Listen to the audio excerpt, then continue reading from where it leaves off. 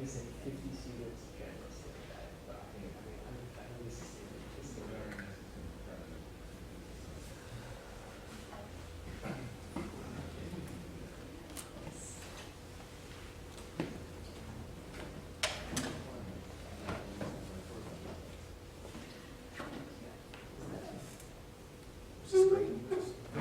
Yeah, that was sick.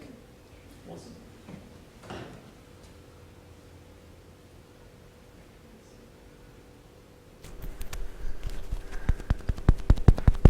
All right, hello, good morning. Can anybody hear me? I can't quite tell if the mic's working. Yep, it's working. All right, hello, good morning. Welcome everybody to CITS3402 or CITS5507, depending on when you're taking it. So this is high performance computing. Okay, let me just jump straight into things and get started. So our teaching staff, the unit coordinator is me. My name is Marcel. Halfway through the semester, so I'm going to lecture all the way up until the study break. And then after the study break, we're going to have somebody else come in. Somebody else is Casey. Casey's up at the front here. Say hi to Casey. So he's going to take over for the second half of the semester. We also have 2 lab facilitators for 5 labs. Casey, if you have to take off, no worries. We'll see you later. You'll see him at the second half of the semester. So we also have 2 lab facilitators, Shaheen and Abdul. You guys will see them in the labs. Attend the labs. They're a good idea to attend. Okay, so I think a few people come into this course not really knowing what high performance computing is. They see it, maybe they think it sounds cool, or maybe they have to take it for their major, whatever. So I think it's a good idea to start off with sort of a formal definition. So IBM, they're one of the big players in HPC. They give this definition. So it's a technology that uses a cluster of powerful processors that work in parallel to process massive multidimensional data sets and solve complex problems at extremely high speeds. Now, big thing here, there's I think two terms that you really have to look out for. First is parallel. I want to highlight parallel. So parallel meaning multiple things happening at the same time. You want to be computing multiple things on multiple cores and things like that. That's a major component of this unit. We're going to be looking at a lot of parallel programming here. And the other thing is at extremely high speeds. Okay, so we're dealing with usually lots of data, the things that are hard to compute for whatever reason, lots of computation. Efficiency matters in this unit. Okay, it's almost the most important thing, is being able to write code that works quickly and efficiently and works well together with our hardware. Okay, so as you saw at the beginning, the first lecture, we're looking at a very brief, very quick introduction to computer architecture. And the reason for that is, you have to program for the hardware. Certainly when you're doing high performance computing, you have to take your hardware into consideration. Okay, so parallel and extremely high speeds, you have to be efficient with your computation and quick. So let's get some admin things out of the way before we get into some more interesting content. So the unit structure, we basically have, I guess, 3 points of contact. You have these lectures, so this is every week here at the same time. It's an hour and 45 minutes, but I expect I probably won't take quite as long. I'm aiming for between an hour and a half. We'll see where we end up. And then I'll stay behind and answer any questions you have. So if you come here in person, you can usually talk to me after the lecture and I'll answer any questions. Second, you have the laboratories. There's 5 of them a week, I think now, with our surgeon enrollments. So there's 5 labs a week. They're on LMS. You can show up. There'll be a facilitator there, either Shaheen or Abdul. There'll be a facilitator there who can help you solve the problems. There'll be lab sheets. You can get help with the assignments or even any general questions regarding stuff from the lectures.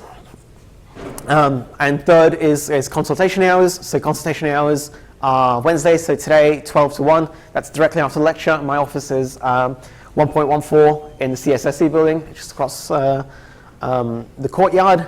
And all of that information is on LMS. Okay. For consultation, try to send me an email 24 hours before, just so I can maybe schedule students or something like that. So I'm not rushed and you don't have to queue or anything like that. But I am also there every Wednesday, 12 to 1. So I'll go to my office after this. If you want to come to see me, ask me any questions, I'm there. All the unit information is going to be on LMS. Have a look at the LMS and have a look at the unit outline. The LMS is going to be regularly updated. And you should also make sure you keep up to date with the announcements. Okay, so anything I put out, I mean, this is true for all your units, I'm sure, but this is especially true for this unit. We're going to be working with HPC, we're going to be working with compute clusters. You're going to have access to that. Make sure you stay up to date with announcements in case there is any status updates or anything like that. If the cluster goes down, you may get an extension on your assignment or something like that. I don't know. I'm just throwing out ideas. So really, announcements, be on top of it for this unit. Okay. Okay. So here are the assessments. You're going to have 4 assessments. There's going to be a mid-semester test. I believe the date for that is locked in, but do keep an eye on LMS. It should be the 21st of August at 4 p.m. And there are 4 different venues. You will be assigned a venue, I believe, alphabetically in the coming weeks, so you know exactly where to go. This will be in person. You'll be in a lecture theatre. There'll be a facilitator with you. You'll be taking this in person, no notes, nothing like that, and it will be a written test. Okay? And pretty much the same for your exam, right? So that's going to be during your regular exam period. It's going to be worth 50% of your mark. No notes, nothing like that. It's going to be conceptual questions, maybe writing a little bit of code, which will be mostly pseudocode, but largely conceptual. And then you also have your 2 assignments. So you're going to have 2 assignments. You'll be able to do this in groups of 2. So you can have 2 people per group. You'll be able to do them in group, and they're going to be these relatively small programming projects where we try and get you to write something. You're going to be using it. You're going to be using the HPC to test it, and you're going to be presenting your results. It will be largely kind of a report that you write using some code and some experiments that you run on HPC.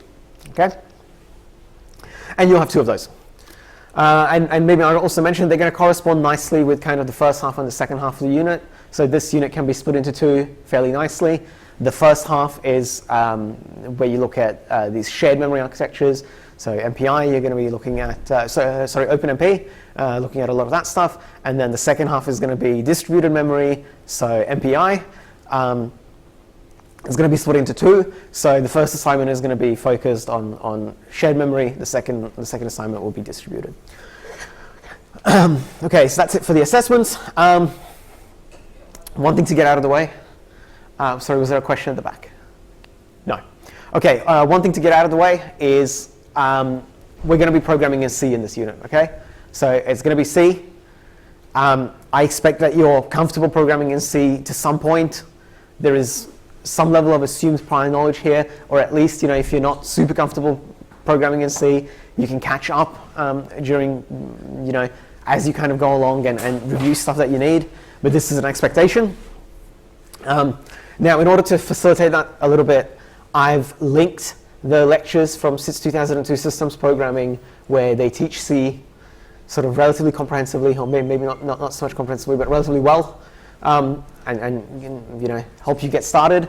But I will not be covering any of these topics. Okay, so have a look at these, review these. I picked out these lectures. I thought those were relevant, but there is also the schedule for CITS2002 in general linked. If you want to have a look at anything, like we're going to be talking about computer architecture, which they also do in 2002.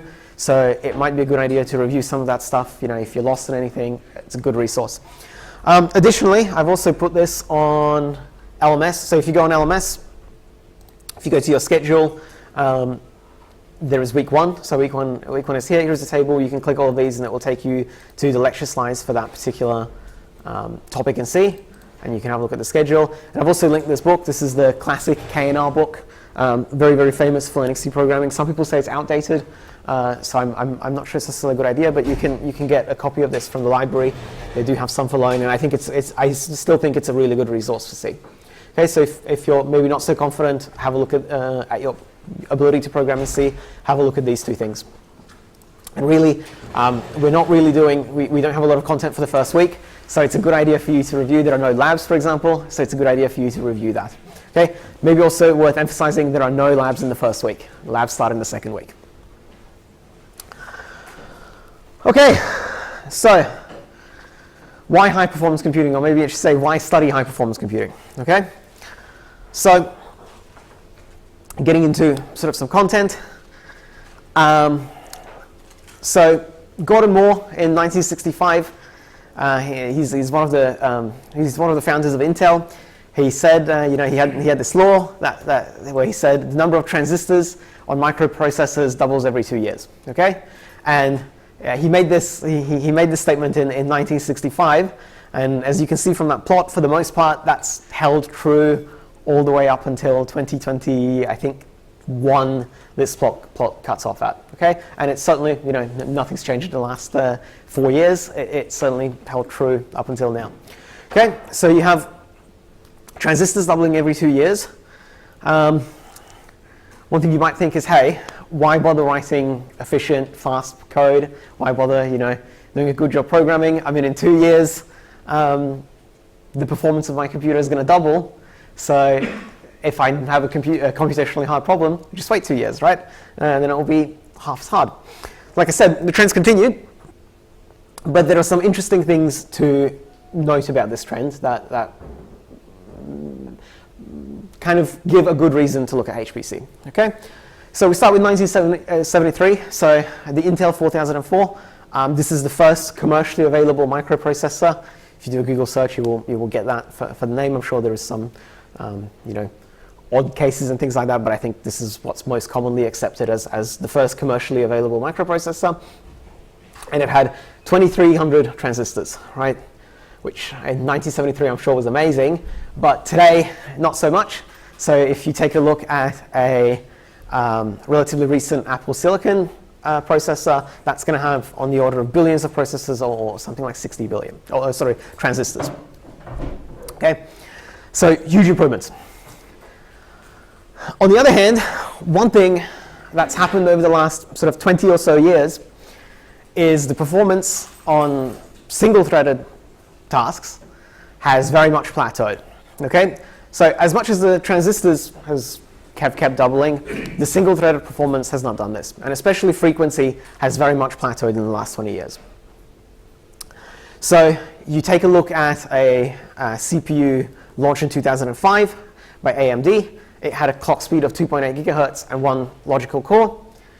If you take a look at a recent Xeon processor from 2021 by Intel, well, the clock speed, in 2005 was 2.8 gigahertz, and now we're at 3.4 gigahertz.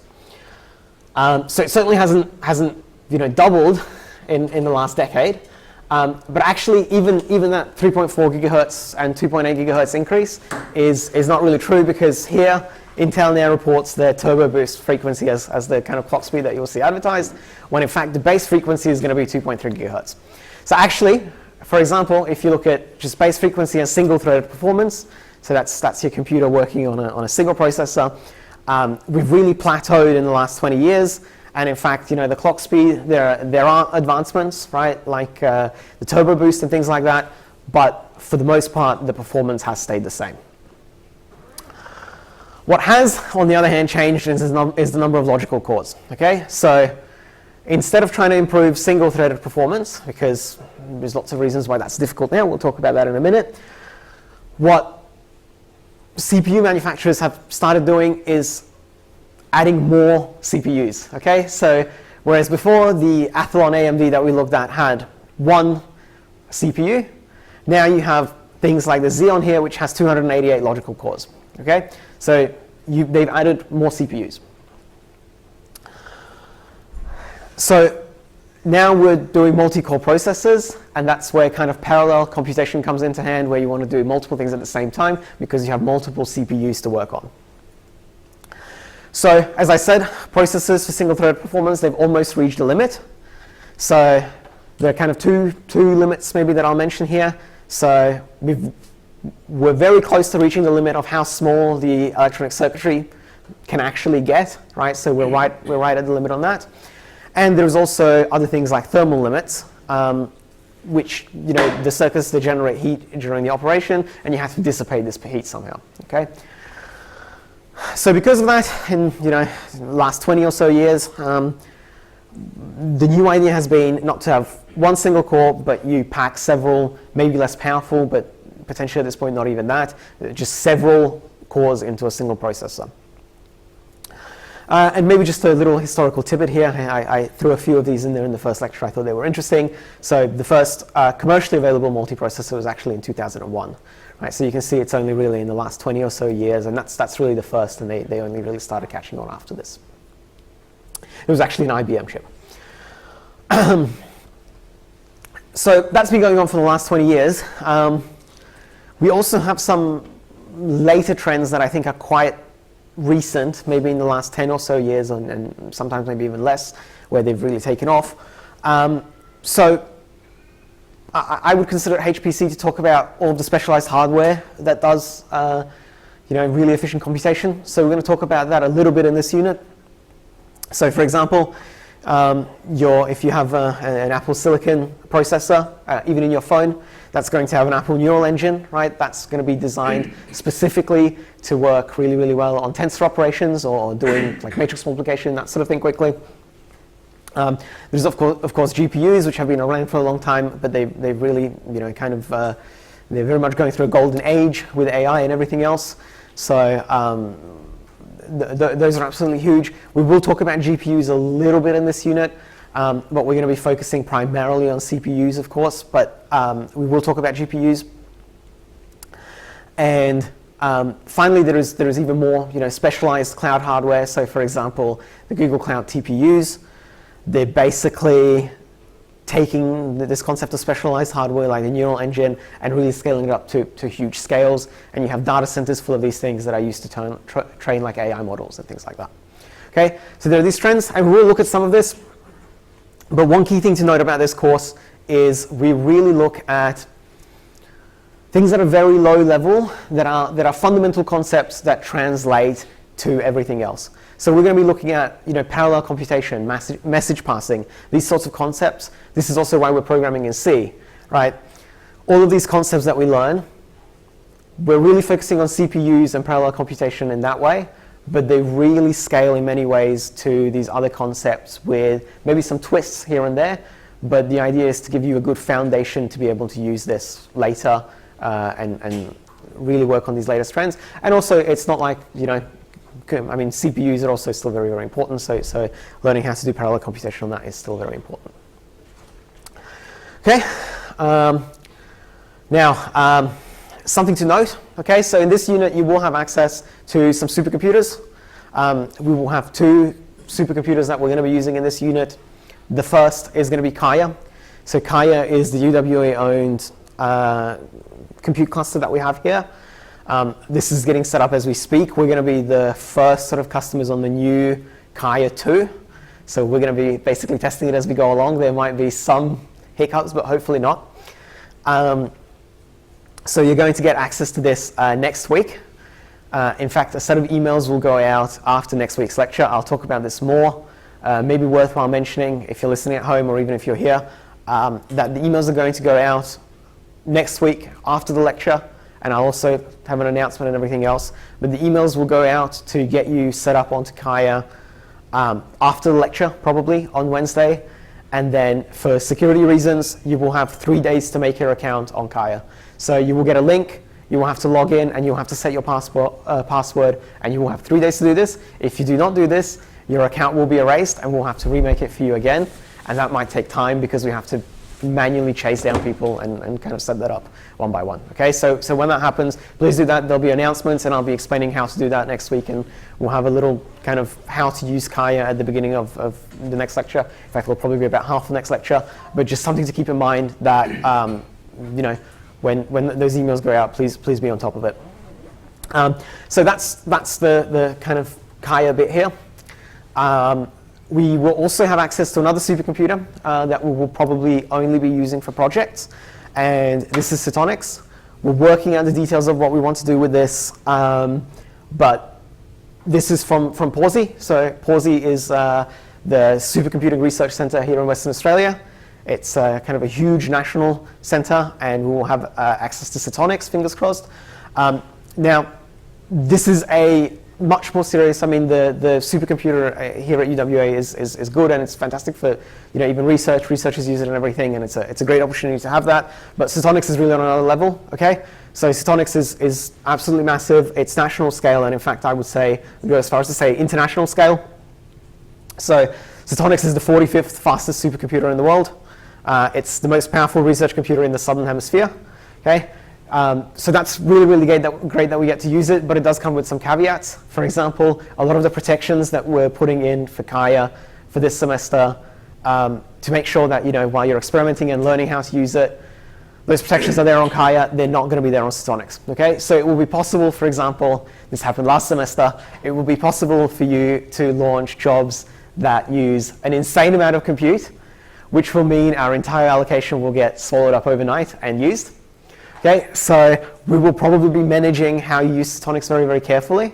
Probably there will be some sort of way where you apply to us with the project and we'll make sure that everything works and stuff like that before you get access. Certainly no debugging or anything like that on CITS. That's really for, hey, I have my code working on Kaya.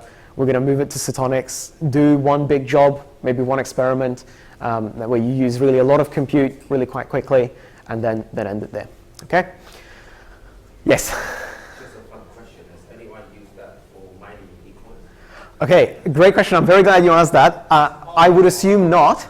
And also, I will talk about this more in the next lecture where we really get into the details, but really, really very forbidden, okay? So if you try and mine cryptocurrency, I don't know, train a neural network for laughs, try and like work on an LLM, like fine-tune an LLM or something like that, it will be caught. This stuff is monitored, and there will be certainly academic, but possibly even legal consequences, okay? So don't do that. Definitely don't do that. I'll talk about that more next week when we really look into it and just before you guys get access. Okay, any other questions? Okay, great, fantastic. So, as I said, the first thing I want to get into in this lecture is just kind of a real brief intro to computer architecture to get you started with a lot of these concepts. For some people, it's going to be revision, and for others, it won't. And that's fine. You don't really need to know a lot of the details.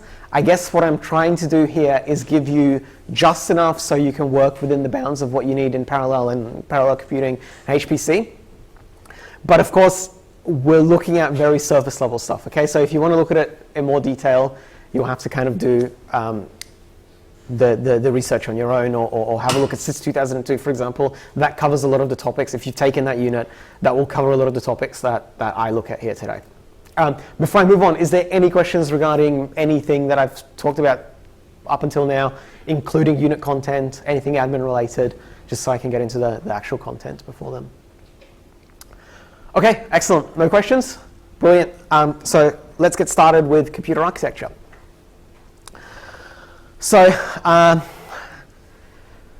basically, all computers that we use today, or pretty much all computers that we use today, I hesitate to say all, are made up of three parts. You have a CPU, you have memory, and some I/O devices. So this is called the von Neumann architecture. It was proposed in 1945, and we still pretty much use it, and it still pretty much held true all the way since then.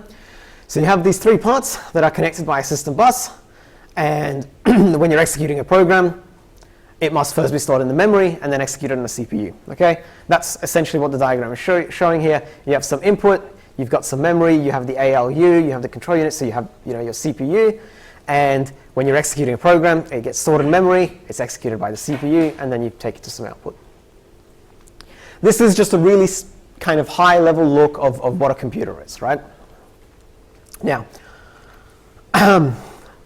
when you start to kind of look into more of the details, one of the things you'll talk about when you talk about computer architecture is the memory hierarchy. Okay, so the most important thing for us, and I'm sure you know hard disks, RAM, is caches, right? So caches might be new.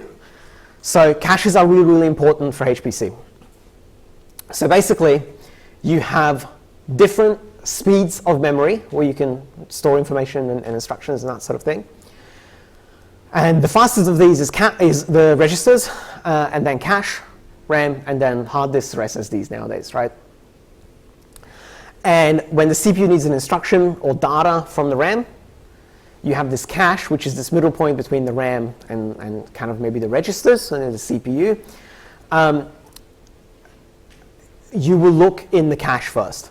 And if the item is present in the cache, then you can get that instruction or data really, really quickly. Okay, so the cache is very, very fast, much faster than RAM. And a large part of how fast the process will run depends on how much of the memory access is in the cache. So this is going to be a big theme in the unit, is making sure that we're accessing the cache as efficiently as we can. Now, I'll talk about that more in the next few slides, but something I want to point out here on the diagram on the right. So it's basically just what I said in words, but note that there are 3 levels of cache here. Okay, there is L3, L2, and L1. So L3 is the slowest, L1 is the fastest. And something to note here is within the physical core of the CPU, you have the L1 and the L2 cache, right? So these are usually specific to each individual physical core in the CPU, both L1 and L2.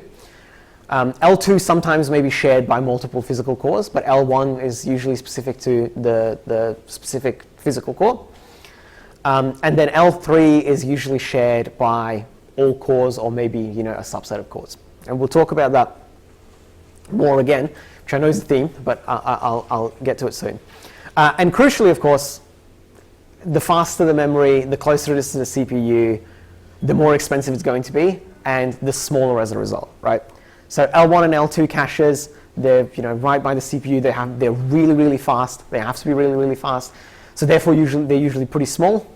And then L3 is going to be a little bit bigger, but still much smaller than RAM, but also slower than L1 and L2 caches. Okay. So this slide just talks mostly about what I just said, but we'll go through it again. So multi-core processors usually have multiple levels of cache. Generally, the L1 cache is private for each core. Each pair of cores share an L2 cache, and all cores share the L3 cache. Generally, the memory access pattern is going to be first look in the L1 cache, see if the data or instruction that you're looking for is there.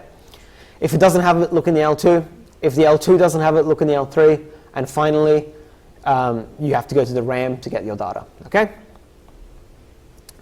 So that's the access pattern. Now, I wanted to take a look at an actual physical CPU so you can see what the cache layout of it looks like and really give you an idea of what sort of things you might have to think about. And maybe this is too low level. You usually won't be thinking about it to this extent, but I think it's a good idea to see to really drive these concepts across.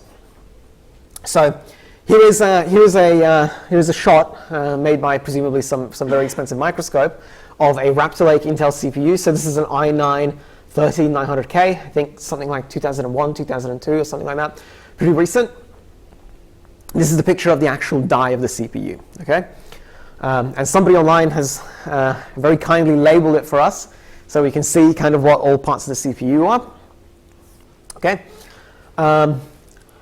So there's a lot of stuff going on here, and we'll go through and break it down kind of piece by piece and break away things that we're not so interested in.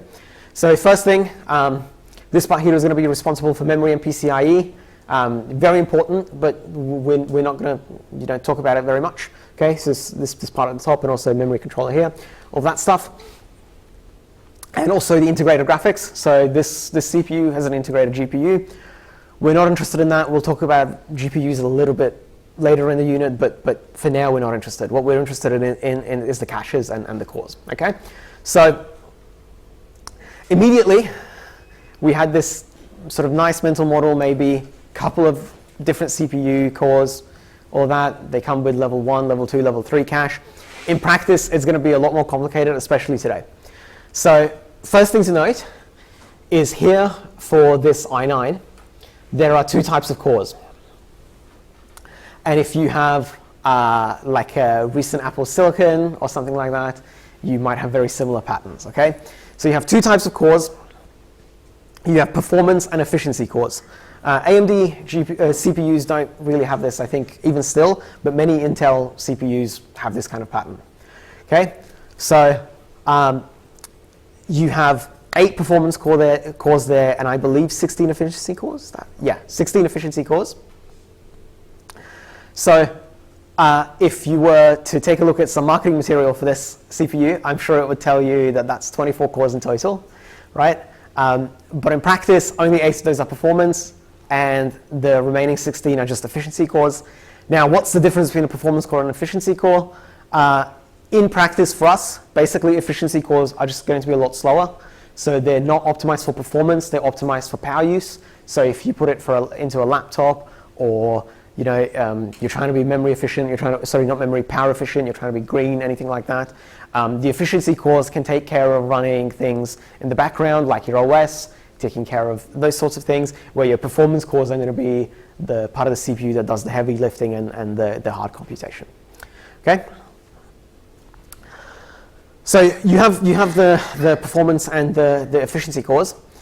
Now each of those comes with their own cache. So now I've highlighted all of the cache that's on this die. So first thing to note is the L1 cache. You don't even see it on this diagram. I mean, it's so close, it's basically integrated into the specific core, right? You're not going to see it on the diagram. It's going to be really, really fast and quite small, okay? So if you take a look at the performance core, it's going to be 640 kilobytes for the entire L1 cache. And actually, that's even broken down further. So if you ever see L1I and L1D, that's for I stands for instruction and D stands for D. So this cache is divided up into two. The I part stores instructions and the D part obviously stores data. Okay. So each of the cores has their L1 cache, and that's, you don't even see on this diagram. I mean, that's really down here in the circuitry. Something to note is the efficiency core has a much larger L1 cache. Presumably there is efficiency reasons for this. I don't really know specifically why. Okay, now the L2 cache. So we said, this is L1 really specific to each core. Okay. Now L2. If you take a look at the L2 caches, you can see that they are specific to each performance core. Okay, so each performance core comes with its own L2 cache. And I believe there is no sharing at all, so each core has its specific cache, right? So you have 8 times 2 megabytes of cache here. Now, this is where things get a little annoying, and this is why I'm saying, you have to look at the specific CPU that you're talking about, and we're talking real generally. But the efficiency cores in this case, for example, so those here, in this case, are not specific to each core. Okay, they're specific to each of these clusters of cores. So these groups of 4 cores here, efficiency cores, they will share their L2 cache. Okay. Now, for L3, it might look like on this diagram that L3 corresponds to each core again, especially for the performance cores, but this is actually not true, okay? So L3 cache is shared for the entire CPU. The entire CPU has one L3 cache. I can't quite remember if they're separated between the P cores and E cores, but I think probably not even that, okay? So there is, the P3 cache is shared between all of the cores. You have one L3 cache. And one of the reasons this is actually sort of interesting is if you have something stored here, let's say, and you have this core trying to access it, obviously there is a little bit less distance here, so you're actually not even guaranteed uniform access to the L3 cache. Now this is really, really tiny details, but just something to maybe mention as a fun fact. You're never really going to run into, certainly in this unit, anything practical where that makes a difference, but just something interesting to keep in mind, right? So we have all these mental pictures and these kind of simplifications of what the hardware looks like. But I think it's important to at least think about and really understand what the hardware looks like in practice. And one good thing for you to do, maybe after this lecture, when we finish here, is when you're running code in your laptop, have a look at what your CPU looks like. Okay, what's the cache organization? How big are the caches? How many cores do you have? That sort of thing. Okay, so as I said, the L1 cache is going to be the smallest but the fastest, and your hard disk or SSD these days, that's going to be the largest and the slowest. That's basically the crux of what this slide is trying to convey. Now there is this famous table that I've included here on the right. This is, it's been around for, I don't know, several years now, but it's basically titled Latency Numbers Every Programmer Should Know. So I don't expect you to memorize this table or anything like that, don't worry. But it's just some useful things to think about in terms of time scale. It's not even super up to date. I think it's from 2012, but it gives you a good idea of the magnitude of the times that you're expecting. So for example, if you have something in L1 cache, that's going to be half of a nanosecond, right? So half of 10 to the minus 9th of a second. So really, really fast. But if you're talking about accessing stuff from the internet, if you're sending a packet from California to the Netherlands to back to California, the round trip of that can be up to 150 milliseconds, okay? So big difference depending on what you're trying to do. And it's really, I think it's a good idea to really understand the magnitude of the type of access times that you're dealing with. So usually when you have L1 cache, maybe use that as a reference. If you talk about something in the L2 cache, that's going to be 14 times slower. And memory is going to be 20 times slower than the L2 cache, right? So 200 times slower than the L1 cache. So really, there is quite a big difference. Okay. Now, I want to talk a little bit about how the cache actually works in practice, and I'll go through an example in a minute. But this is going to be really, really important for later when we try and manage cache hits and cache misses for optimizing performance. Okay. So let's start by supposing a machine only has a cache and a RAM, and we'll keep it nice and simple. And in fact, we will keep it limited to only one level of cache and RAM. Just for simplicity's sake. Obviously, you can see how you would build L1, L2, and all of that afterwards, okay? So we call it a cache hit if we have some information, the CPU requests some information, and that's found in the cache, and we call it a cache miss if it's not found in the cache. If you have a cache hit, that's fantastic, we have the data, but if you have a cache miss, we need to get the data. So what happens to get the data? So you have a memory access request that goes to RAM. Then the cache is going to be filled with a block of instructions or data called a cache line. Now it's important. This is a block of instructions, right? So you take this in blocks the size of the cache line. In practice, usually, I think it's 64 bytes on most modern CPUs. So you basically fetch these 64 bytes from the RAM and put it into the cache. Okay. So again, it's a contiguous block. And the previous block of instructions or data that was in the cache in this position is overwritten.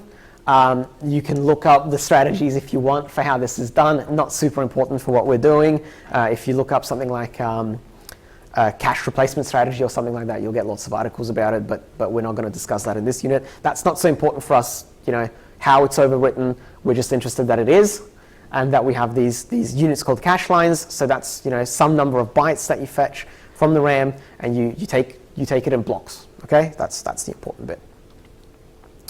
So, as I said, let's look at a very simplified example.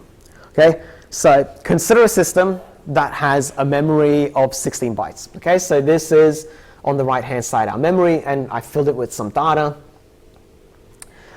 So each of these addresses corresponds to the smallest addressable bit of memory, right? So that's going to be a single byte. So it's going to be a number between 0 and 255, okay? Now, in this imaginary system that only has 16 bytes of memory, the cache, as I said, going to be single level. And we're going to say that a cache line is 4 bytes, okay? So here is kind of my imaginary cache. This is my imaginary memory. This is my imaginary cache. And I'm going to say that a cache can store, our cache can only store 2 cache lines. Okay, so this would correspond to 8 bytes. I think maybe in practice it'd be a little bit different because you have to do some bookkeeping, but we're gonna simplify all of that and say we can store 2 cache lines and a cache line is 4 bytes. So the 2 rows correspond to the 2 cache lines, and these 4 columns here, that's each byte in our cache line, and this is the kind of address corresponding. Okay. And as I said, there are lots of cache replacement policies. We'll go for a nice and simple one. so the one that we're going to use in this example is least recently used. So when our cache is full, we've filled the cache, and we need to replace something, so we need to put something else in the cache. What we're going to do is we're going to replace the thing that we used the least recently, right? So the longest time ago. So that's our imaginary system. Let's look at an example of trying to access some memory in it, okay? So let's say that we have a CPU, and the CPU wants to access this memory address here. So the first memory address. Okay, so I need to get this 83 from main memory. What happens? Okay, so CPU is first going to look in the cache. This is going to be a cache miss because our cache right now is empty. Okay, so because we have a cache miss here, we load this block of memory here, this cache line, into our cache. Now, one thing to note, okay, I told you they were in contiguous blocks. But why did we pick this block is because the cache lines are what's called as aligned. So what this means is basically 0 through 3 is going to be one cache line, 4 through 7 is going to be another one, etc., etc. Okay? So if I try and access 1 or 3, in either case, it's going to be this cache line that we get. That's what's going to be fetched into our cache. Okay? And this is just to basically make cache management simpler. Imagine if this wasn't the case, you'd have all sorts of issues with maintaining cache coherency and that sort of thing, and get very complicated very quickly. Okay, so that's something to note. Not super important, but maybe just the explanation for why we do it like this. Okay, so we say this, we had a cache miss. We wanted to load this cache line into our cache, so we do that. We place that in there. We've taken our data, and we have these 4 pieces of data in our cache now. And then, now that the data is in the cache, the CPU is going to read the byte at this location from the cache. Okay? Any questions before I move on? Okay, cool. So let's continue looking at some other examples. Again, this is just going to be a really similar one. So we try and fetch address 6. Again, we have a cache miss. We've basically been through this. We fetch this cache line, and we put it into our cache again. Really, really straightforward again. Okay, so now the CPU can read. So this is the same thing I've shown twice. The point of showing it twice is now we've filled out the cache. Okay, now what happens if I want to access? So remember we accessed address 6. Now I want to access address 7. What happens if I want to access address 7? Well, address 7 is going to be a cache hit, right? So this was the last item in our cache. This was this memory address here, the 255, displaced 4 from the 4. Okay, so it's going to be this. This is a cache hit. This is in our cache. We don't need to go through and access main memory. We can do this really, really quickly. This is a cache hit, so the CPU can immediately read the byte from the cache. Okay, so this is what a cache hit looks like. Now, finally, I have a final example to demonstrate the working of the cache. So we read address 6 first. We read address 7 next. Now we're reading address 8. Okay, so 3 consecutive addresses. Note. What's going to happen? So the CPU wants to access 8. This is not in our cache, so this is going to be a cache miss. So we need to load the cache line from 8 to 11 here, so B. So we need to read this cache line. We need to load it into the cache. So what happens? I said we have the LRU, so least recently used. The least recently used was the top cache line. So we take this, we load it into the cache now, and then the CPU can read it from its position in the cache. Okay, so that's the inner workings of a cache. Greatly simplified, right? But this is pretty much what you'll need to know to program with HPC a lot later. Okay, so we're going to keep coming back to this and use this a lot. But hopefully that should give you a basic idea of how all this stuff works. Now, one of the things that I kept emphasizing is that I was reading these 3 addresses that were consecutive. So I was reading address 6, 7, and 8, okay? So this is related to the principle of locality, okay? So ideally, and not just ideally, this is actually true in practice, the processes will need instructions and data that are usually adjacent, right? You usually store these in contiguous blocks. You usually need stuff that's next to each other. That is one of the reasons why fetching these cache lines makes so much sense. Now, another way of putting this is that the process execution is mostly localized in code. I mean, there are three sort of maybe rationalizations. So they're going to be mostly executed one after another, and you have two exceptions for this. Is usually if or functions or procedure calls, something like that. So where you have jumps in the process. But these happen relatively infrequently, right? So for example, if you're looping through something, you might expect, like let's say you're looping through an array, if that array was stored contiguously, you'd expect to be accessing memory that's right next to each other. So because of that, it can be really efficient with the cache lines here. Your cache lines are 64 bytes in practice. You only do one fetch for each of those. Okay, so just some terminology here. So there is kind of two types of locality that we usually talk about. I think there's some other niche ones, but that's really all we cover in this unit. So the first is temporal locality. So the principle is basically you have stuff that was recently accessed. It's quite likely that you might need to access it again. So again, this generally holds true. And you also have spatial locality. So items that are addresses close to the address of a recently accessed item will be accessed in the near future. Again, sequential code, elements of arrays, really, really good examples. Okay, so this is why the cache lines work the way they do. That's the rationalization. Now, all of this is fantastic, and our example worked really, really well on a single core processor. But when you introduce multiple cores, this can get quite complicated quite quickly. Okay, especially when you have multiple caches.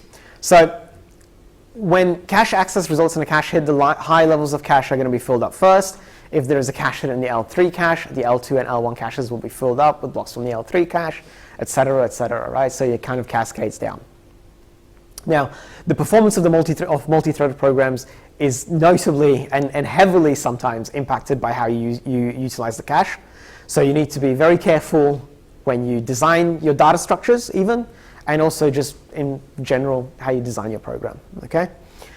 And we're going to talk about the false sharing of the cache. So this is going to be a big topic in the unit that we'll cover probably in lecture 3, I would imagine, in more detail. But for now, just to give you an idea, right, everything that we looked at was on a single CPU, accessing things that were in a contiguous block. That's great. But what happens if you had an array that you divided up between two CPUs, for example? One CPU trying to access the start of the array and one CPU trying to access the end of the array.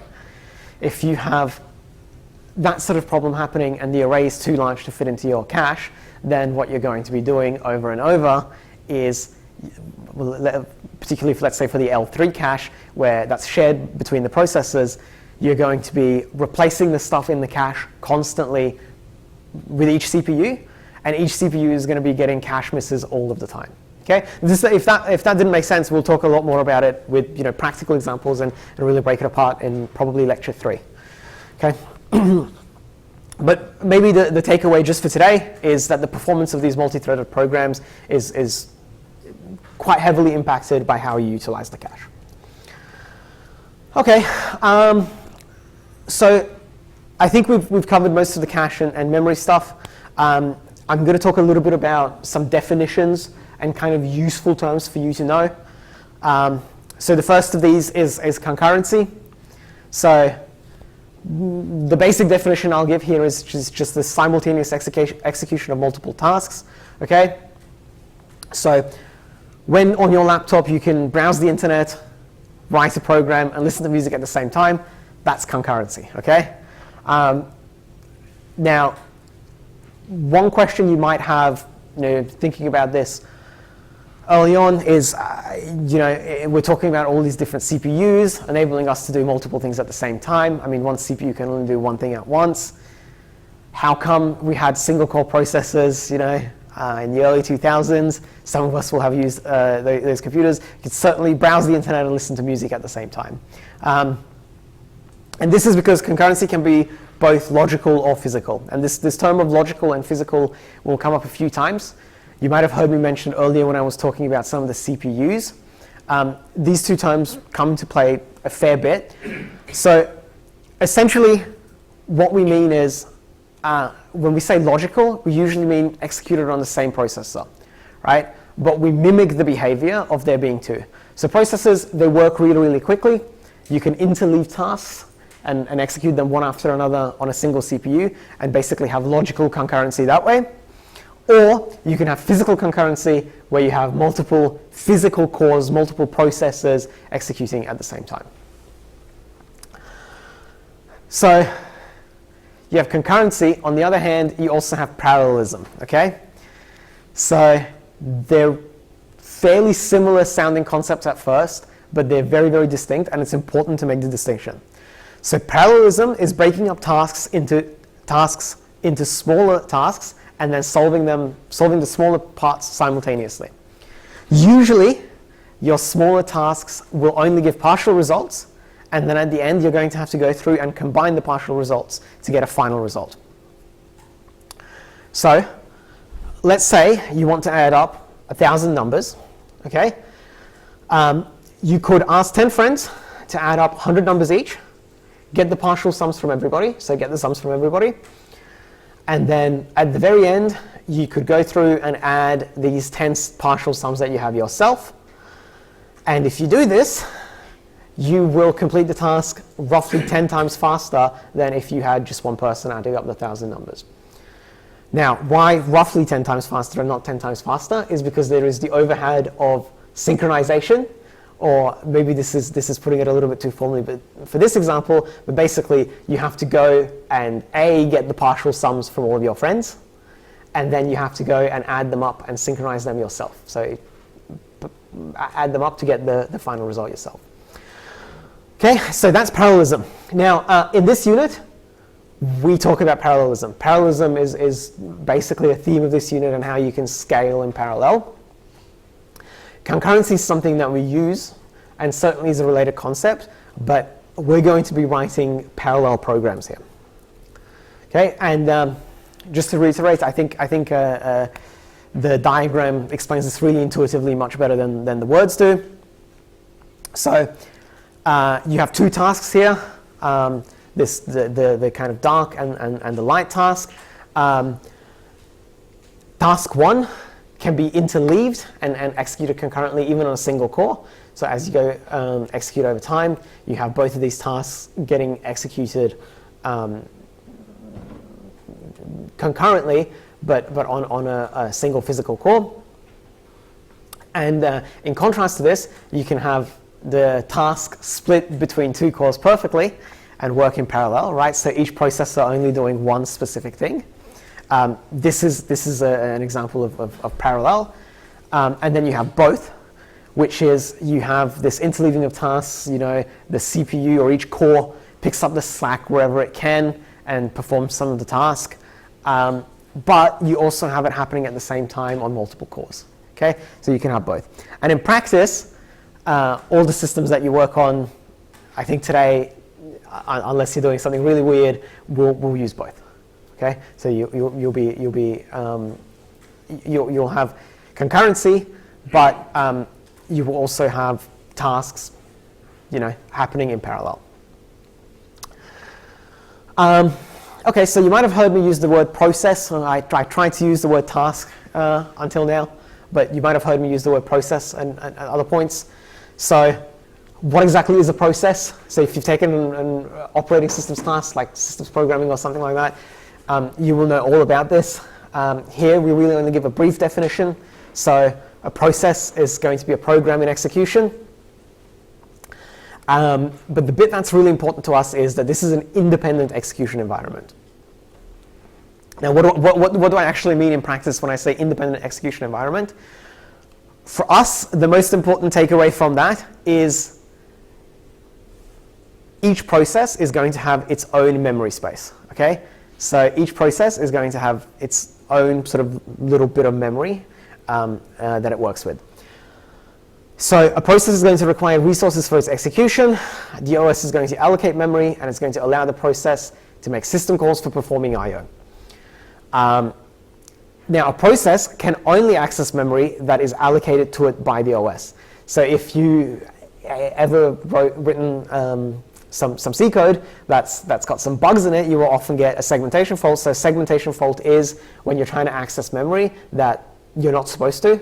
So it's a process trying to access some memory that is not allocated to it. Okay, and I'm sure you'll run into it in this unit if you haven't seen it before. But it's a pretty sort of common thing that happens in C. Okay. Okay. So as I said, I used the word interleaving before. Here, I want to talk a little bit about how the processes are actually executed. So most cases, they're going to be executed in a round-robin fashion. So you're going to have processes wait for execution in a queue. So if you have a process, the operating system manages all this, by the way. If you have a process, the OS is going to give a fixed time for that process, and it's going to put it in a queue. If the process doesn't complete execution in the fixed time that it received from the OS, then it's going to be suspended, and the next process is given time. So here we have an example of 6 processes executing kind of one after another, right? And they haven't necessarily completed at this stage, but they only execute small little blocks of their execution. Now, when the process executes, when it's suspended, so it finishes executing, well, it hasn't finished executing, it's suspended, it goes to the back of the queue and gets scheduled to execute later. Okay, so you go in this, you can see how the scheduling works. So I think process 6 is actually completed in this example here, but process 5, when it completes here, it gets put to the back of the queue, and it doesn't go again until all the other processes in the queue have had their share of computation. And of course, the OS is going to store the execution status of the process for resuming it later. Okay. And maybe just again some terminology. I think it's important to kind of know this diagram and understand this diagram, but I don't think you really need to go into any more detail than what's here on this slide here. So this is kind of the life cycle of a process. You start on the left-hand side here with the creation, and when a process gets created, it goes into this ready state. Okay, so the ready state means it's in the queue, it's waiting for its turn to be executed. Then it goes through dispatch. So it gets dispatched, the CPU is going to run and execute the instructions in the process, do the computation that it needs to do. Okay, and then one of 3 things can happen. One is we can finish executing, right? The process is done. It's done all of its computation in the little block of time that it was allocated, and it doesn't need to go again. It's done. You can also time out, right? So when you time out, it means there is still more computation to be done, but I've used up all of my time, so I have to give a turn to other processes. Or there is this third possibility, which is an event wait. So this is like maybe like an I/O or something like that. You don't want to be sitting there, kind of running in a state when you're waiting for some I/O. I/O is slow. So while you're retrieving information or something like that, you enter this block state. You wait to get the data loaded or whatever, and then once you're done, once you've done the I/O, you have event completion, and then you go to the back of the queue. So now you're ready, and you can go through, get dispatch to run again. Okay, any questions? Yes? Yeah, if you go back to the last slide, I don't quite get it. So from left to right is the order of time? Yeah, so the process 6 will be executed first, but only a small block of it. Mm-hmm. And Yep. then the next one is process 5, Mm-hmm. a small block of it, and then all the way so until process 1 is executed, only a block of it. Yep. And then the next one will be, so after process 1 is executed from the first round, process 5 will be executed again. Yep, because it hasn't finished computation, right? So it still needs to do some computation. and then it will execute process 5 again. Yes. So does it represent how the processes are executed in a single core? Yes, so this is a good question. We're talking about single core. I mean, you could, draw this for multiple cores. It would make the plot much more complicated, but in practice, the same thing happens across different cores, right? The scheduler kind of decides where to send the process, which core will actually deal with the process. Maybe you have a core that's not busy. For example, like a good one to think about is we had the efficiency cores, for example, and the more powerful cores. Okay, so the power cores.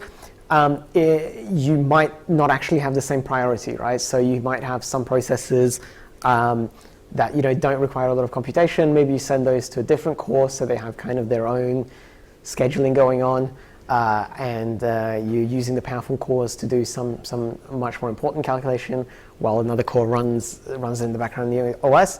But this round robin fashion will be true across the board. Okay, so you could have I guess what I'm trying to say is you could have multiple of these happening at the same time.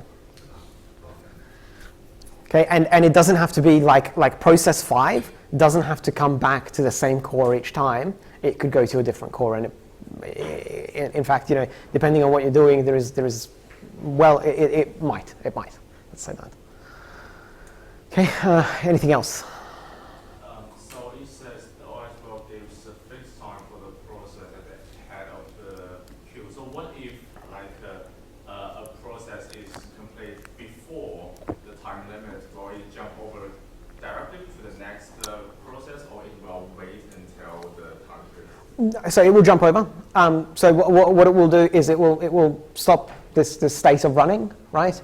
It will run to the termination, and then the next thing that's ready will get dispatched and run. Okay.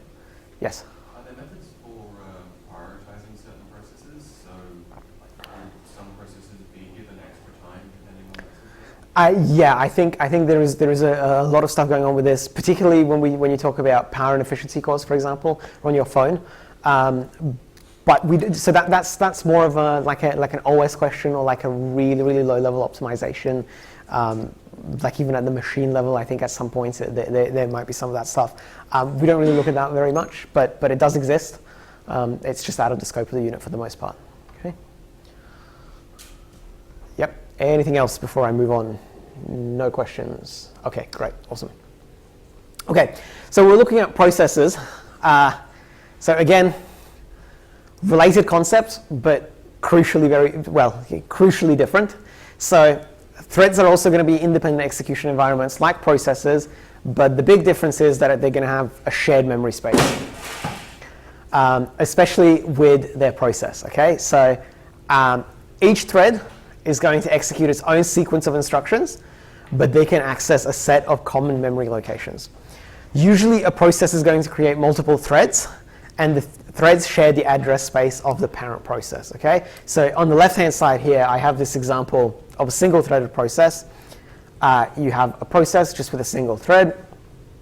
On the registers, you have the stack. You have everything kind of for itself. But on the right-hand side, you have a multi-threaded process. So each of those threads can access the same common memory location. Okay, so if you have two separate processes, okay, then those can't. If they try and access each other's memory, that will result in a segfault.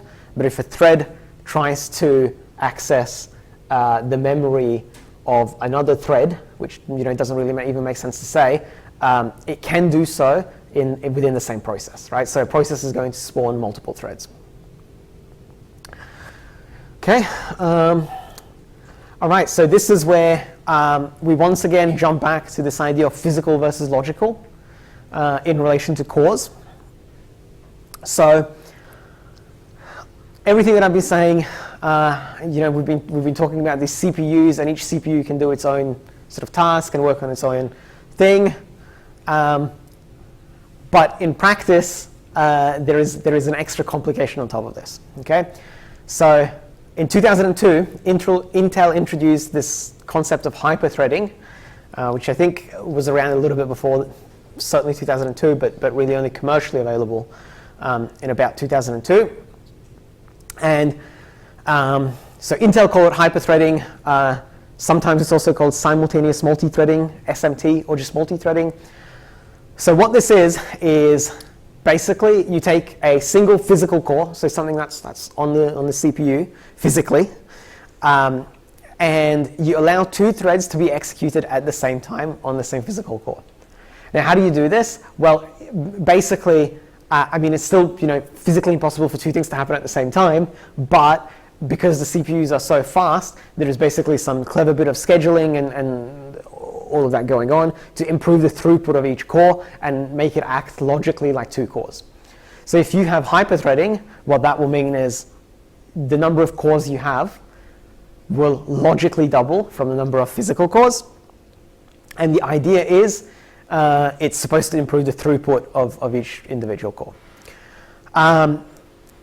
Kind of the traditional wisdom is that it often improves performance, not always, often improves performance, but almost always improves power consumption. So hyperthreading is usually, or SMT is usually good for power efficiency. Okay, so I'd like to relate things back to actual hardware you might be using and stuff that you have on your laptops. So you're going to be using Kaya and supercomputers for a lot of this unit, but it's also a good idea sometimes, especially while you're writing your code, you're debugging, doing stuff, maybe even on your laptop, you kind of need to be aware of how this stuff works. And also, I mean, it's important to know this stuff and how to understand it. So most modern server or desktop CPUs will have hyperthreading or SMT. So I have two examples here, okay? On the left, I have a recent AMD. I think that's really new, like even maybe this year. So it's going to have, the way this is going to be listed on documentation is you have some number of CPU cores. You have 96. And then the number of threads is going to be double that, right? So 192. And it says multi-threading SMT is, yes, it has this feature. Okay, so this is a feature of CPUs. Now, unfortunately, it can sometimes get a little bit more complicated than that. Okay, so this is the Intel CPU that I showed before, that same i9 where we saw the die shot. This is i9 13900K.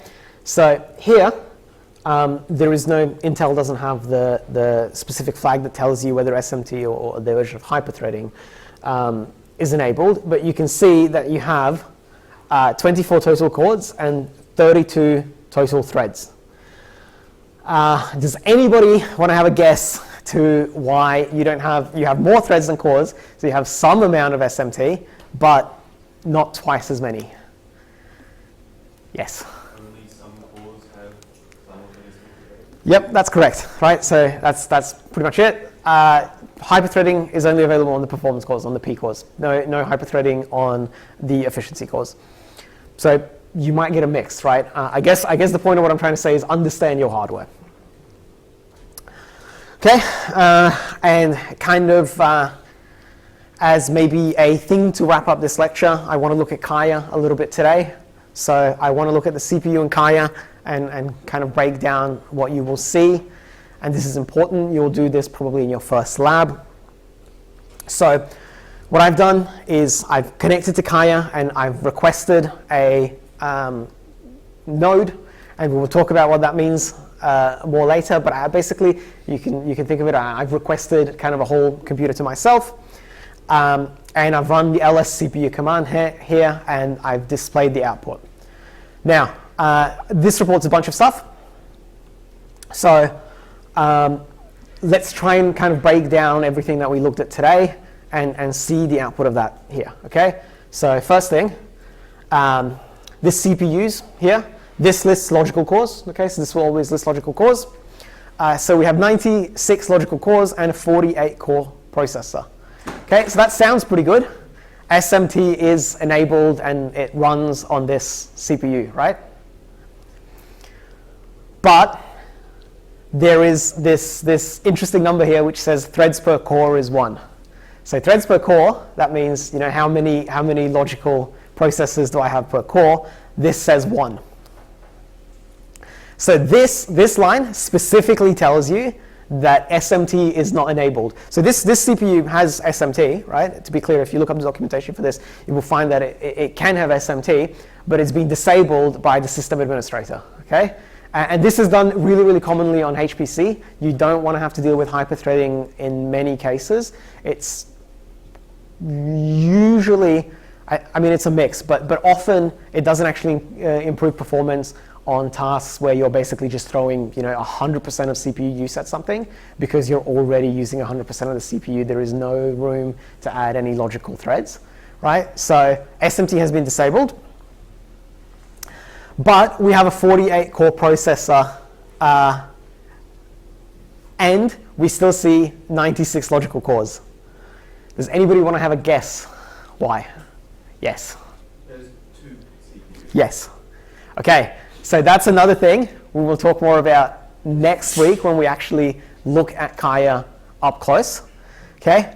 But it can get, these sorts of things you need to kind of look out for is actually there's 2 CPUs per, I guess a good way of looking at it is 2 CPUs per motherboard, right? So this motherboard is a dual socket motherboard. It's got 2 CPUs on there, 2 sockets, and each has a 48-core processor with SMT disabled. So what that means is 48 times 2, 96. That's how you end up with 96 logical cores. And in fact, that means you also have 96 physical cores in this CPU. In this computer. Okay. Another thing to maybe I'll look at, just so we have time. So you also get a report of your caches here. This is a server CPU with nice large caches. Okay. So when you do ls CPU, you can do this on your own Linux machine. I think there is some sort of equivalent on Mac. You will get a report like this, and you can check, kind of get it directly from the source. You don't have to even look at the documentation. This kind of reports everything that you do want. And the rest of the output, basically, I think by the end of next week, we'll have covered everything that's here to some extent. So we have some CPU flags. We're going to learn more about some of these in the next lecture. So a single instruction, multiple data instruction sets like SSC and SSC2, I think are 2, where you have a single instruction that can execute on multiple points of data. We're going to look at that, and we'll also learn about non-uniform memory access, so NUMA. Basically, we'll cover it next week, but especially with 2 socket CPUs, this is going to be really, really common. Okay. All right. Well, that's everything I had for the first lecture. Are there any questions? Yes. About assignment, I'm going to write heavy code or just light code about module. So the assignments will have a fair bit of coding. Fabric coding. Yes, but it will be less of a focus of the assignment. Like, maybe think of it as the challenge won't be writing the code. The challenge will be producing the report. Okay. So, for example, many of the tasks that we've assigned in previous years for these assignments, if you do it single-threaded, it's really easy. You can whip up a solution single-threaded in about 5 minutes.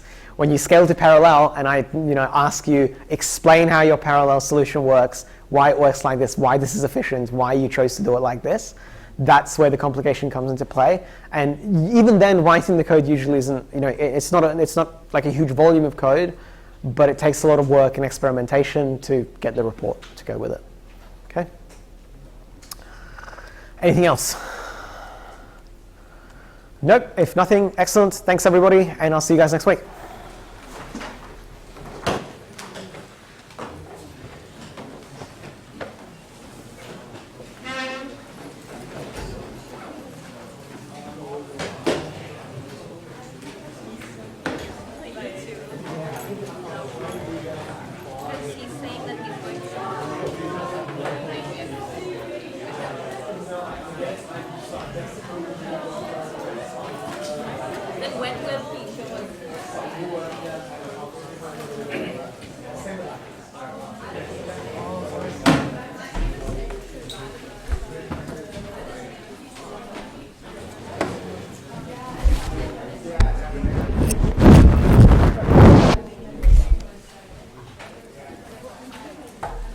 I was looking for your page.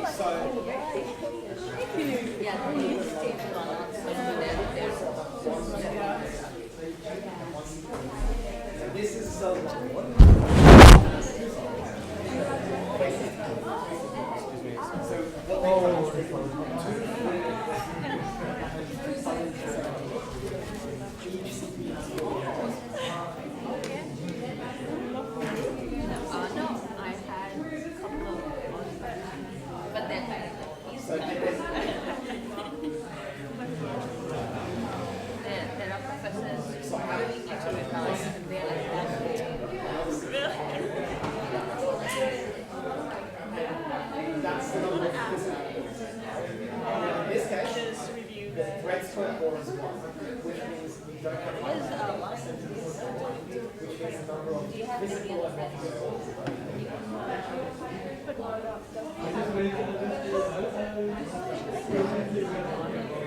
But it's we have to choose the time slot.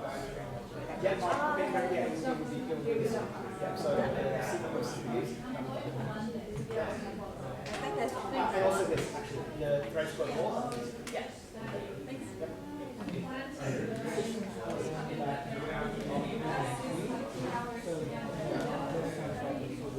Okay, my lab is Thursday to 4. Yeah, I think we have to. Yes, I can show you this slide, and this is also Yeah, on when do you I chose this is slide on us. Click the links on this. These are lectures I kind of picked out. You don't need to actually go on to unless you need to double that question. Yeah, if only if you can't get stuff. Yeah, I get it. But then you gotta mention something. Supercomputers. So I think we have. Wow, I did see the 8 a.m. and you know, maybe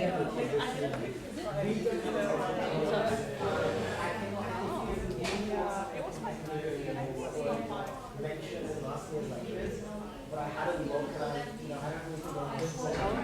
So it's like some additional stuff. Yeah, extra bits for the. Yeah, okay. I mean, so giving like this one for someone LMS, like I get to my office after my constitution and this stuff. I can put some stuff on this, and if I can get people send it now, specifically. But I'll put them on this. I think if you've asked for it, I think other people will want it too. So, yeah, thank you. No worries. Yes. Maybe just No, that's okay. Yeah. So, just a few questions. First one is that the last question about this 96 cores and 48 processors. Yep. So, I guess what we want to say is that normally it's one processor per core. That one processor takes care of one multiple core. That normally the case. And the fact that the number is like 2 times of the other one, so they have. So, be careful because you're saying processor per core. So that the only way you can talk about that is the other way around, the core per processor.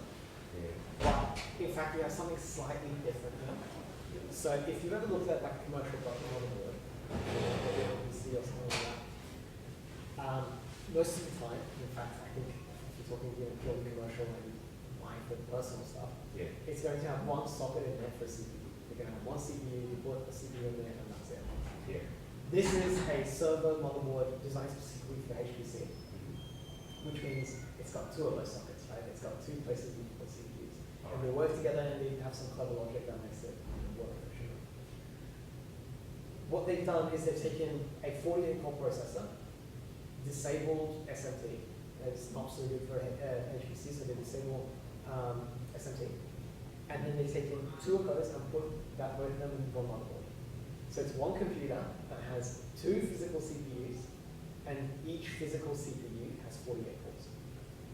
So that means there are 96 physical cores in the machine, in the computer. Oh, I see. And also 96 logical cores because SMT is disabled. And I know it's very confusing, but it's one of those things that you have to sort of, hey, like, what is actually in the computer? It's this. Again, the SFP is short for. So just so the reference, this is simultaneous multi-threading. So there's 3 terms that people use for this and use it interchangeably. It depends on the manufacturer, it depends on a million things. You may get hyperthreading. Hyperthreading is Intel. If this concept of 2 logical per 1 physical is enabled, they'll call hyperthreading. Yeah. You might hear simultaneous multi-threading or SMT. And that's sort of maybe a more general and academic term. And also people will shorten SMT or simultaneous multi-threading to just multi-threading. It's those all 3 terms, I use them interchangeably. Oh, I see. Okay. One more question. Of course, yeah. So you mentioned that there will be going to assign people into small groups, or we just find. So the idea is, it's actually, you can choose to work even alone, Okay. or you can choose to work in groups of two, and I don't assign anything basically. Oh, okay. But if you want, I can set up a place on LMS where you can try and find group members as well. So I think so, don't know anybody in the we can set something like that up. Yeah, I already know some people in the unit, so I'm thinking Yeah. like, okay, I go to assign them, or I just find them myself. Yeah, finding yourself, and if you need help finding it, I can help you. Okay. One last thing is that when you were explaining the router die show on the motherboard, well, It's a CPU. I have a fair bit of understanding over software engineering, Okay. but when it comes to hardware, I know nothing about that. So I'm thinking, okay, how much of the hardware will be present in these lectures? Basically, okay. The reason why I brought this up is because I think it's really good to actually see and get a sense of like, hey, this is where the caches are actually placed in relation to the CPU. This is, Oh, see something visual. yeah, it's just for visualization. You don't need to know any hardware for this unit. I mean, when I say you don't need to know any hardware, I mean, you need to know these hardware concepts like, this is a core, this is a CPU. Yeah, you don't even know how many cores should be for one process. Yeah, right. So those things are going to be important, and they're going to keep, we're going to talk about them all the time. Right? I mean, that's what we're talking about is programming for multiple cores is really what we're talking about in this entire unit. And eventually, when you get to the second half of the unit, you actually run out of the number of cores in a single computer. So you go and you add multiple computers and connect those together, and you program so it works on multiple computers at the same time. So I can imagine we're going to get some big problems which can only solve on a single core. Yes. And in fact, Some you'll heavy get, stuff. so the idea is for you to give you guys an assignment that will make use of 96 cores that you saw Yeah. times 4. So 4 nodes of those. Okay. So you will at least have access to 4 of those computers at the same time, and you will run your certain assignment to run that. Oh, the spec is only for one node. Yeah, so this So is how one. many nodes are there in total in this computing center? So in Kaya, I think there's about 20. Okay. And in Citonics, which is only for projects and like end of project type of thing.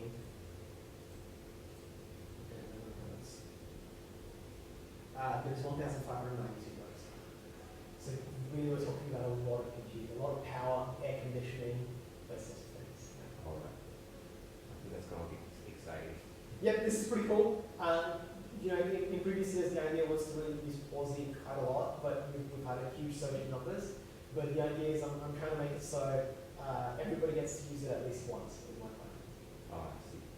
And you'll get access to this stuff next week as well. So Kaya, from next week on, the first half of lecture 2 is going to be getting you guys access and getting you started on how to use it and how it works, those sorts of things. Okay. All right. Thank you very much. No worries. Yes. Is there a reason why efficiency core I think they just made them that way. To be honest. So I believe there has to be a little bit of like physical logic built into enable threading. So that might be part of it. Also, maybe they found that it's actually not super important to have hyperthreading for the efficiency calls. So maybe they, it mostly runs stuff that's kind of like low power but only all the time. So things like actually managing only your fastest stuff or something like that. So because of that, it might just make sense to parallel those sorts of things. But there is not like one explanation. It's just a yeah. They just built the core like this. No trend. No. Exactly. Yeah. Yes. No worries. Well, Hello. I was just wondering if it's possible to get lecture sites out. yeah. So my plan is to have them every week by Monday morning. I was just wondering,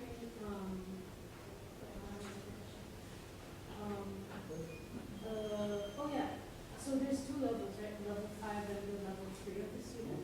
So when I enrolled in the level 5 on CAS, I can only see the level 3. Is that fine, or is it like the same? So I don't know about CAS. If it's CAS, you need to talk to somebody else. Like Yeah. Steve Norris. But I mean, in terms of like content and requirements and everything. The content is pretty much identical. Mm-hmm. I should have mentioned this in the first lecture actually, but there is a difference. The difference is the final exam. The final exam in 5507, so the level 5 version of the unit, that's going to have a little bit more of the computer architecture links to the concepts. Okay. Right, so there I might give you in both exams, you get a question that talks about false sharing or cache, as that issue with sharing that I was talking about. In 3402, your answer, the question will be, hey, explain this, and you explain false sharing. Then in 5507, I might say, explain this in relation to memory hierarchy and how it relates to the difference between level 1, 2, and 3. Okay, so deeper. Yeah. Okay. And that's also in the exam. So the idea is because you guys you have group work for the assignment and the business test is just it is what it is. Maybe I'll make it slightly different, but similar. The assignments are going to be the same. And the content, the lectures are the same. It will just be subtle differences of that. Sorry, just one last thing. I was wondering if you had any tips on how to get deeper into the content and understand more than just the base level, because I feel like I kind of get stuck on that. So I think for this unit especially, the biggest thing, really the absolute biggest thing, is when you get access to Kai next week, do a lot of experiments of just stuff that you think of, right? Think of, I'll have some for the lab sheet anyway, so the lab sheet will help, they will give you some ideas, but it will be think of a program that you can run single threaded, maybe something conversational heavy, I don't know, I don't know if your background is in the data science team? No, Software engineering, okay, great. So, for software engineering, maybe you will have taken, I don't know, maybe take a lot of maths, right? Somewhat, yeah. Okay, so maybe doing fast integration or something like that, numerical integration, right? Think of ideas like that, something that's computational heavy, usually scientific, and see if you can implement it. And usually, one of the really, really good things about this unit is almost always the answer is try it. Right? I don't know, okay, this, is this better or is this better? I don't know, try it on the hardware and have a look. And then you can work backwards and come with the explanations. I mean, from the constellation hours or the labs, they'll always help you. But it's really just take a single program that's computation heavy, try and parallelize it, and you will learn so much just thinking about the problem that you will get this deep understanding. At least that's how I do it. Sounds good. Thank you so much. No worries, thank you. Good to see you, Marcel. Yes. Well, machine learning has been passed. Congratulations. Yeah. Yes, but I feel that interesting, but for machine learning, deep digging in machine learning, if we're going to train a model as fast as we can, we just use much cores as we can. So one thing is if we're going to train the model with the right data, we're going to synchronize the data whatever equal. So you didn't mention the synchronize of the thread today, so I wonder for the CPU, both CPU and GPU, how do they synchronize the data? Yes, I really didn't talk about a lot of detail today, but I did mention one thing that I think is maybe enough just for today. And so the synchronization I'm talking about is really hey, each thread does some work, and then maybe you need to do something to get that, to join that work together. So when I gave this example here, for parallelism, right? Yes. It's this step here where you add these partial sums yourself to get the final sum. The partial sum. Okay, so indirectly, yes, we can split the work to every course, but not all. Are they going to supposed to process the work with the same time, same period? Not quite sure, but Oh, okay, I see. Okay, I think I understand. So you're saying, hey, these both cores are going to finish the work at the same time. yes, and some No. yes, it's supposed to be. Yes. So there is no guarantee. And in fact, the answer is the short answer is no. You'll see lots. So next lecture, this is another thing that we'll uncover next lecture.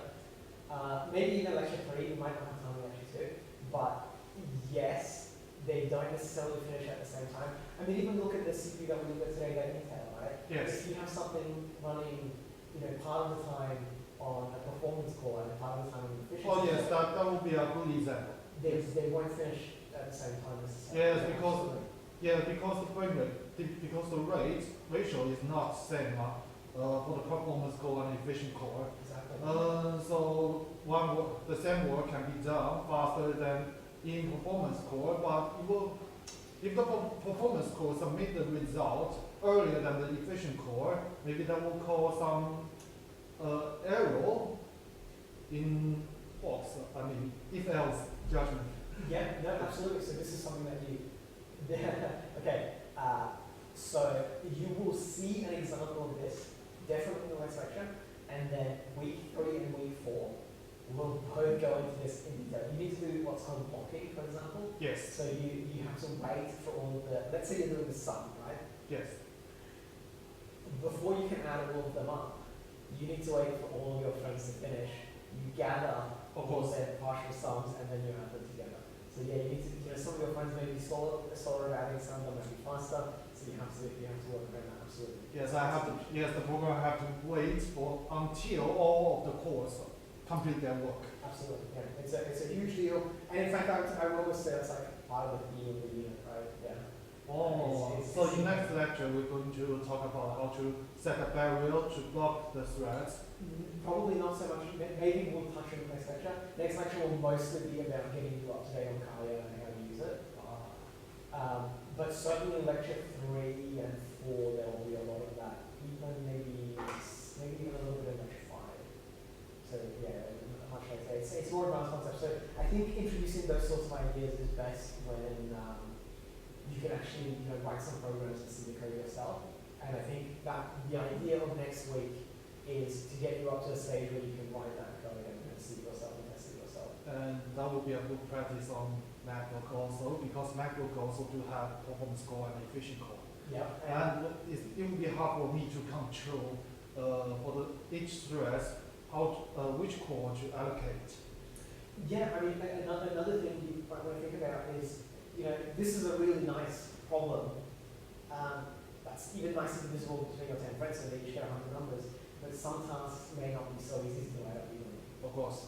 Okay, so if you have a task that's not so easy to divide up evenly, then it's, it can get really, really quite complicated. Yeah. Part of managing this sort of thing is dealing with that. Interesting. And for now that's done. I will search more information about the last manufacturer in India. We didn't mention today because it's really hot. But it's really hot. Yeah, so we'll have to see, we might look at some GPUs briefly. So we might do a little bit of CUDA programming. If we can find the time. Well, are we going to focus on CUDA during the course? We certainly won't focus on it. We might have a little bit of it. A little bit. The idea, so, I mean, one of the big things is a lot of the concepts that you learn here translate pretty closely. I mean, there's obviously differences, right, in the basic architecture and how it works. But a lot of the concepts translate pretty well. And because they translate pretty well, I think that's why we also low level. I don't think we really need to necessarily focus on it, but I also think it'd be nice. The problem, it's a logistical problem, right? We need to get the GPUs, we need to make GPUs available for everyone. And they exist on Kaya, the GPUs are there, but whether we can use them, we can get enough allocation time on them is a challenge. I got it. So, see you next week. See you next week. Have a good rest of your week. Yeah, exactly.